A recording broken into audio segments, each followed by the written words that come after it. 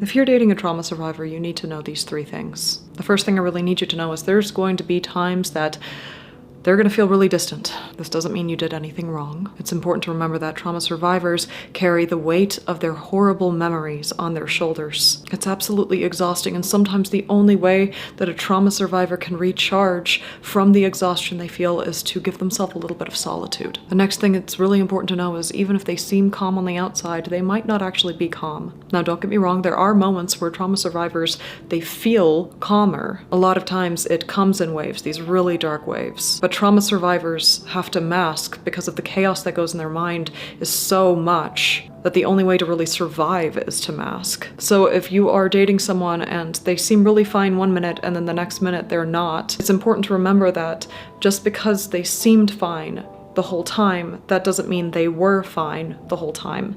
They may have just been masking, and the darkness may have just kind of taken over, and so now you're actually seeing their vulnerable side. You're seeing the mask slowly start to lower and truly see what's going on within. I know that can be a really helpless feeling for you to go through as someone who's witnessing this, as someone who genuinely loves this person. So one thing that you can do is just ask them, how can I be there for you? How can I support you? What do you need from me?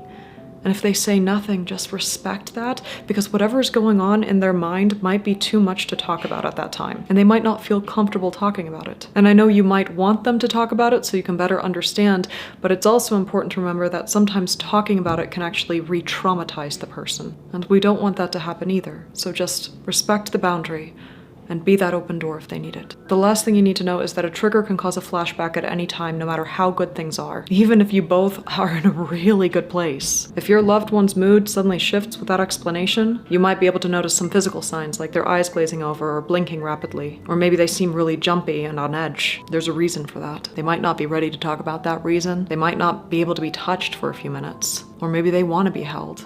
Just ask them. So try to be as understanding as you can whenever it comes to this, because the journey of healing for an abuse survivor is not an easy one.